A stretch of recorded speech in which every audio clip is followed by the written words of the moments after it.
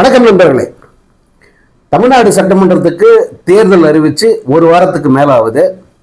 இந்த ஒரு வார காலத்தில் கூட்டணியை முடிவு செய்கிறது, தேர்தல் அதாவது சீட்டு பங்கீடு, இதெல்லாம் இரண்டு அணிகளும், அதாவது திமுக அதிமுக இரண்டு அணிகளுமே ஒருவர் மீது ஒருவர் பல்வேறு விமர்சனங்களை வச்சா கூட தேர்தல் களத்தில் மிக சுறுசுறுப்பாக ரொம்ப தீவிரமாக இயங்கி அவர்களுடைய அந்த கூட்டணி கட்சிகளுக்கான இடப்பங்கீட்டை முடிவு பண்ணியிருக்காங்க. கிட்டத்தட்ட 90% இரு தரப்பிலும் பேசி முடிச்சிருக்காங்க.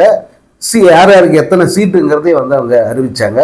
அதில் அதிமுக கூட்டணி கட்சிகளுக்கு எத்தனை இடங்கள் அப்படிங்கிறத நேற்று எடப்பாடி பழனிசாமி எம்ஜிஆர் மாளிகை, அதாவது அதிமுக தலைமை அலுவலகமான எம்ஜிஆர் மாளிகையை பாஜகவின் தேர்தல் பொறுப்பாளர் பியூஷ் கோயல் முன்னிலையில் அறிவித்தார். அதுக்கு முன்னாடி வரைக்கும் திமுக கடுமையான விமர்சனம் வச்சுது. எதுக்கெடுத்தாலும் டெல்லிக்கு போகிறாங்க, அமித்ஷாவை பார்க்குறாங்க, சீட்டு எத்தனைங்கிறத முடிவு பண்ணுறது எல்லாமே அவங்க பண்ணுறாங்க, எந்தெந்த தொகுதின்றதை அவங்களே டிசைட் பண்ணுறாங்க. அப்புறம் எதுக்கு கூட்டணி தலைமைன்னு எடப்பாடி சொல்லிக்கிறான்ட்டு எடப்பாடிக்கு கிட்டத்தட்ட ஆதரவு தான். விமர்சனமாக பார்த்தா கூட ஒரு வகையில் எடப்பாடி அவருடைய தலைமைத்துவத்தை விட்டுறக்கூடாது, அதிமுகவுக்கு ஒரு எஜமானர் மாதிரி பாஜக இருந்து டிக்டேட் பண்ணக்கூடாது அப்படின்றத ஸ்டாலின் சொல்கிற மாதிரி தான் நமக்கு பட்டது. அதை அவங்க உணர்ந்துட்டாங்க. அதனுடைய விளைவு இந்த யாருக்கு எத்தனை இடங்கள் அப்படிங்கிறத அறிவிக்கிறதுக்கு அவங்க அதிமுக தலைமை நிலையத்துக்கு வந்துட்டாங்க. அத்தனை தலைவர்களும் அங்கே வந்துட்டாங்க. எல்லோரும் முன்னிலையில் யார் யாருக்கு எத்தனை தொகுதிகள் அப்படிங்கிறத அறிவிச்சிருக்காங்க. அதில் பாஜகவுக்கு 27 தொகுதி, அமமுகவுக்கு 11 தொகுதி, பாமகவுக்கு அன்புமணி தலைமையிலான பாமகவுக்கு 18 தொகுதி இப்படி ஒதுக்கியிருக்காங்க. ஏற்கனவே பாரிவேந்தருடைய கட்சி அதற்கு 2 தொகுதிகள், ஏசி சண்முகத்துக்கு 2 தொகுதிகள், இன்னும் ஜி.கே. வாசனுக்கு 3 தொகுதிகள்ன்றாங்க. இன்னும் அது முடிவாகலை. இப்படி கட்சிகளுக்குள் ஒரு முக்கியமான, அதாவது மேஜர் பார்ட்னர்ஸ் சொல்லுவாங்களே, அந்த மாதிரி முக்கியமான கட்சிகளுக்கான தொகுதி பங்கீட்டை முடிவு செய்து, அதே போல் யார் யார் எந்த தொகுதியில் போட்டியிடுறது அப்படிங்கிற அந்த ஒரு உத்தேச பட்டியலையும் கூட அவங்க ரிலீஸ் பண்ணிட்டாங்க. இந்த பக்கம் திமுக ஆளும் திமுக தலைமையிலான அந்த கூட்டணி, மெகா கூட்டணி, 23 கட்சிகளை கொண்ட ஒரு பெரிய கூட்டணி. அந்த கூட்டணியில் மேஜர் பார்ட்னர் காங்கிரஸ். அவர்கள் மிகப்பெரிய ஒரு த்ரெட்டன் தான் சொல்லுது, பிளாக்மெயில், விஜயை காமிச்சு அவர்கள் கிட்டத்தட்ட ஒரு மிரட்டல் பாணியில் அவங்க திமுக கிட்ட இருந்து 3 தொகுதிகளை கூடுதலாக பெற்றுக்கிட்டாங்க.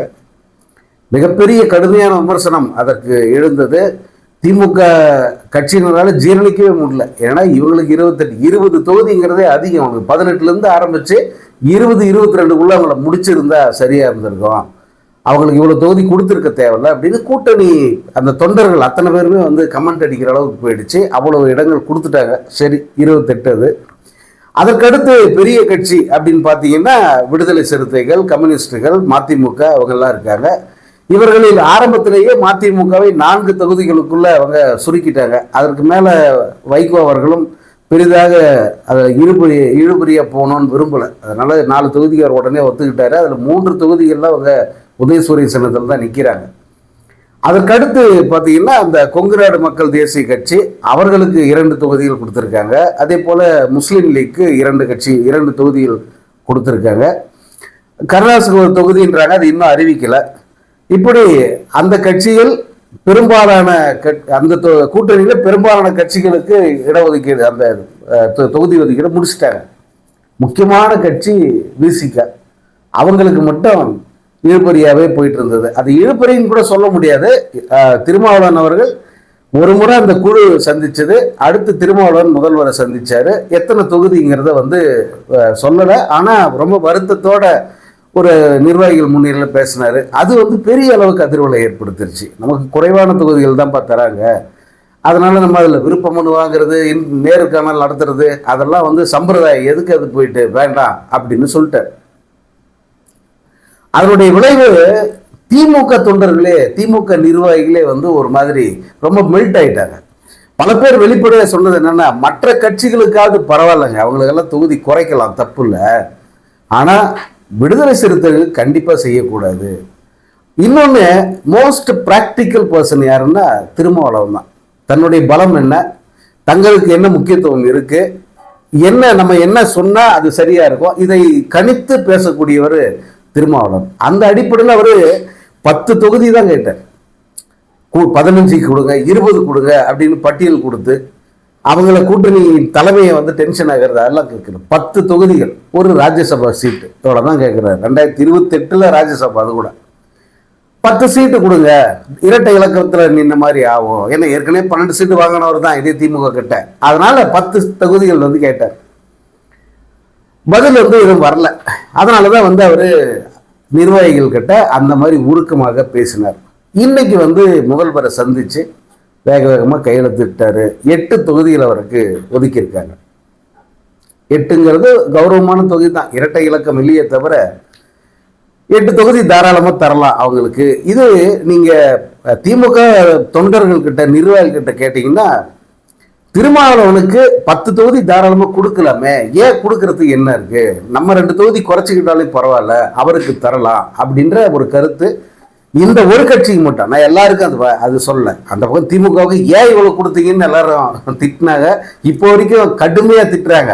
அது தேர்தலில் எப்படியெல்லாம் எதிரொலிக்கும் அப்படின்னு சொல்ல முடியாது. ஏன்னா காங்கிரஸ் இந்த 28 தொகுதியை வாங்கின விதம் வந்து மிக மிக தவறு, ரொம்ப அநாகரிகமானது.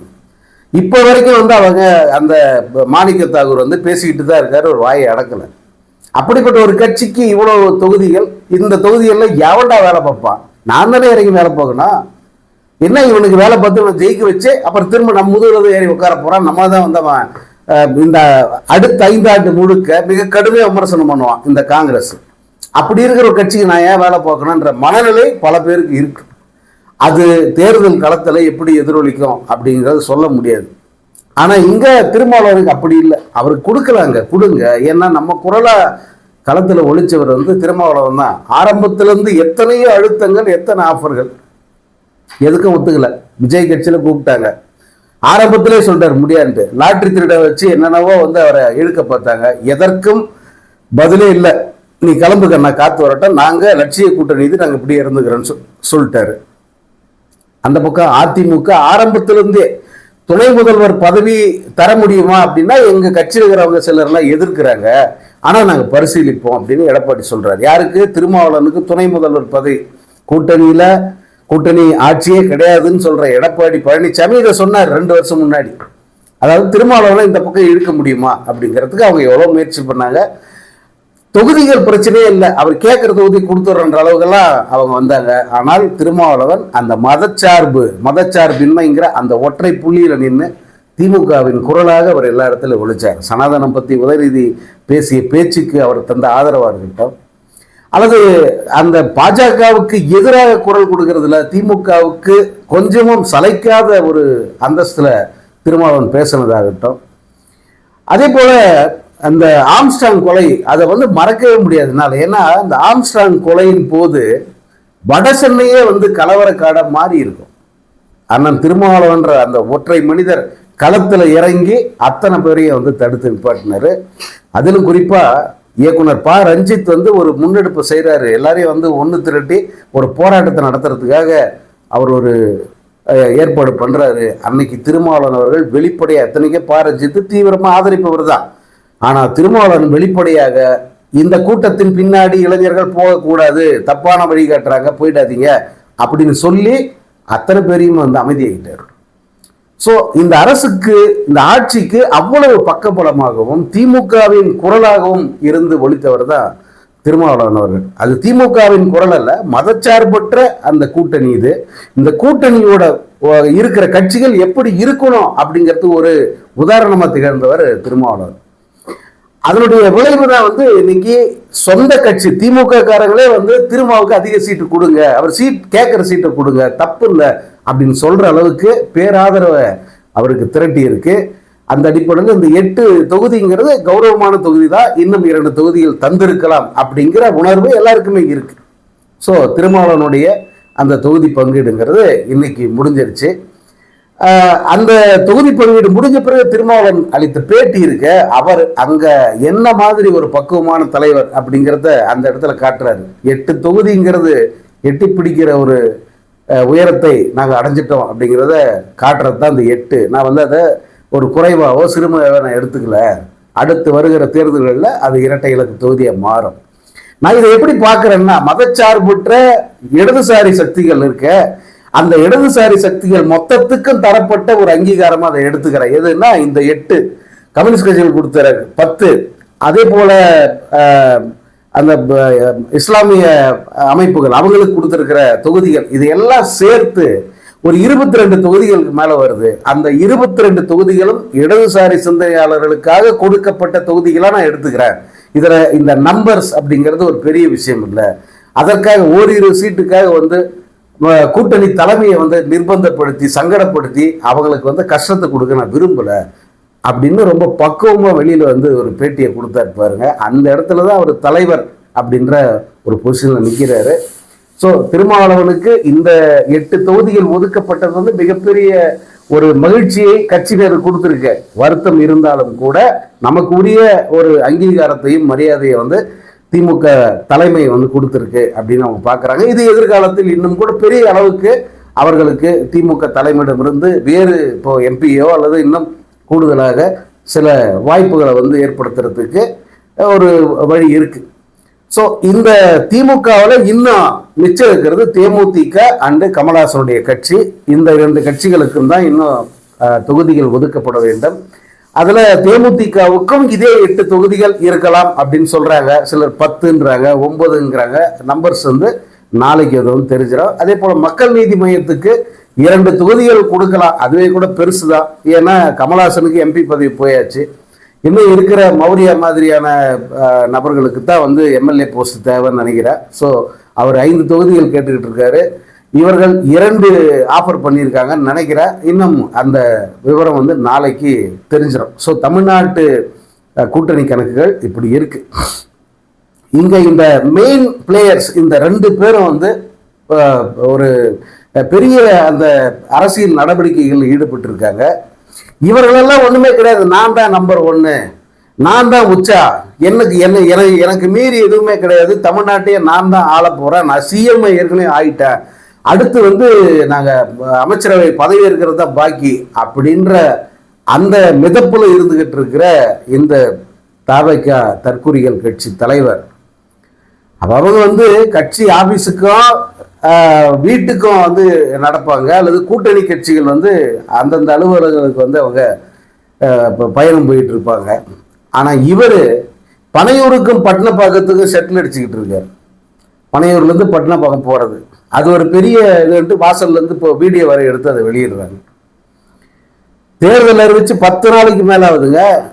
எந்த விதமான நடவடிக்கைகளும் எந்த விதமான அரசியல் நடவடிக்கையில் ஈடுபட்டார் அவருங்கிறது நீங்கள் எல்லாருக்குமே தெரியும். அவர் மும்பையில் போய் வளைகாப்புக்கு போகிறாரு தனி விமானத்தில். அப்புறம் அங்கே போய் தனது அந்த கள்ளத்தொடர்பு நடிகையோட படங்கள் எடுத்து அனுப்புகிறாரு. அவர் அனுப்பலை, அவங்க எடுத்து ரிலீஸ் பண்ணுறாங்க. மும்பையில் நானும் தான் மும்பையில் இருக்கேன், எதுக்கு வந்திருக்கோம் அப்படின்றத அவங்க காட்டுறாங்க. அப்புறம் இங்கே வந்த பிறகு வந்து திரும்ப பனையூர்லேருந்து பட்டினப்பாக்கம் அந்த பனையூர் பங்களா பெரிய அரண்மனை மாதிரி வீடு கட்டி வச்சுன்னுக்கிறாரு. அங்கெல்லாம் இல்லாத வசதி அந்த பட்டினப்பாக்கத்தில் இருக்கிற அந்த சின்ன வீட்டில் வந்து அவருக்கு கிடைக்குது அப்படிங்கிறாங்க. ஸோ அதுக்காக வந்து அவர் இங்கேயும் அங்கேயும் போயிட்டுருக்காரு. கட்சியில் சீட்டு கேட்டவங்ககிட்ட 5 கோடி ரூபாய் கேட்குறாங்க. உடைச்சவன் போஸ்டர் ஒட்டினவன் அவனுக்கெல்லாம் பதவி கொடுப்புனாங்க. கடைசி வரைக்கும் அதெல்லாம் எதுவும் கொடுக்கல. இன்னும் தொகுதி பங்கீடு தொகுதி பங்கீடுனா கூட்டணி யாரும் வரல, அதனால தொகுதி பங்கீடு இல்லை.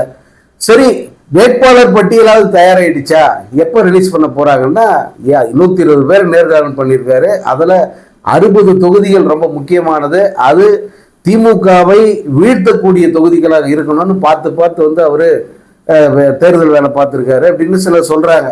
யோசிச்சு பாருங்க, குறைந்தபட்ச நேர்காணல் செய்யறதுக்கே வந்து அவர் தயாராக இல்லை. அதுவே வந்து அவர் ரொம்ப கடுப்பை தான் வந்து உட்காந்து அந்த கேண்டிடேட்ஸை மீட் பண்ணியிருக்காரு. யாருக்கிட்டையும் பேசக்கூட இல்லையா. இவர் எப்படி 60 தொகுதி செலக்ட் பண்ணி அங்கே திமுக அங்கே ரொம்ப ஃபோர்ஸாக இருக்கோ அதை வந்து வீக் பண்ணணும், அந்த இடத்துல நீங்கள் வலுவான கேண்டிடேட் போடுங்க அப்படின்னு விஜய் சொல்லியிருக்காருன்றாங்களே. விஜய்க்கு அந்த திறமை இருக்கா? விஜய்க்கு அந்த அளவுக்கு மூளை இருக்கா அப்படின்னா இது அவருடைய மூளை அல்ல. அவருக்கு மேல ஒரு பாஸ் இருக்காங்கல்ல, அவர்கள் மூளை, அவர்கள் போட்ட திட்டத்தை விஜய் மூலமா செயல்படுத்த போறாங்க. அதுக்கு தான் இந்த 60 தொகுதிகளில் தெரிந்த முகங்களை வச்சு வேட்பாளரை களமிறக்கி அங்க ஓட்டுக்களை சிதறடிப்பது தான் அவரது வேலை அப்படிங்கிறாங்க. அதனால விஜய் வந்து ஏன் இவ்வளவு இன்ஆக்டிவா இருக்காரு, எதுக்கு அவர் கட்சி ஆரம்பிச்சாரு, எப்படி வந்து அவர் ஆட்சியை பிடிச்சிருவாரு பலர் கேட்டுக்கிட்டு இருக்காங்க. அவருக்கு நோக்கம் இதுதான் தெரிஞ்சு போச்சு. நம்ம அவரை களத்தில் இறக்கி இருக்கிறது திமுகவை பலவீனப்படுத்த, திமுக ஆட்சிக்கு வரவிடாமல் தடுக்கின்றது மட்டும்தானே தவிர அவரை சிஎம்மா உட்கார வைக்கிறதுக்கு இல்லை. அது அவருக்கும் தெரியுது. சும்மா வாய் சவடால் விட்டுக்கிட்டு உள்ளார்ந்த நோக்கம் என்னவோ இதுதான், திமுகவை வீழ்த்தணுங்கிறதா நோக்கம். அதற்கான வேலையை தான் வந்து அவரை வச்சு ஒரு கூட்டம் வந்து செய்யுது. ஸோ அப்படி பார்த்தா அவர் இன்னும் 120 பேர்கிட்ட வந்து இன்னும் ஒரு வேட்பாளர் பட்டியல் தயாரிக்கணும். அது எப்போ தயாரித்து எப்போ ரிலீஸ் பண்ணாங்கன்றதா அவங்களுக்கே வெளிச்சம். அது ஒரு பக்கம். அதே போல் நாம் தமிழர் அது ஏற்கனவே எல்லாமே முடிஞ்சு அவங்க பிரச்சாரத்தில் இருக்காங்க. இங்கே சசிகலாவும் ஒரு மருத்துவர் ராமதாஸ் அவங்க கூட்டணி ஒரு பக்கம், வடக்கில் சில தொகுதிகள் தெற்கில் சில தொகுதிகள் அப்படின்னு அவங்க பிரிச்சுக்கிட்டு அங்கு அதிமுக இங்கே பாமக, அதாவது அன்புமணி பாமக, இவங்க ஜெயிச்சிடக்கூடாது எப்படியாவது அப்படின்னு திட்டமிட்டு அவங்க ஒரு வேலையில் இறங்குறாங்க. இப்படி வந்து கட்சிகள் தமிழ்நாட்டில் தேர்தலை சந்திப்பதற்கு ஜரூரா தயாரிட்டு இருக்காங்க. இந்த தாவைக்கான்ற தற்குறி கட்சியை தவிர பாண்டிச்சேரியிலே வந்து ஆல்மோஸ்ட் சீட் ஷேரிங் முடிஞ்சு போச்சு. பாண்டிச்சேரியை பொறுத்த வரைக்கும் வந்து அங்கு இதுவரைக்கும் களத்தில் இல்லாத ஒரு நோட்டா கூட போட்டி போட தகுதி இல்லாத கட்சியாக இருந்த பாஜக இன்னைக்கு பார்த்தா அங்கே 10 தொகுதியில் நிற்குது.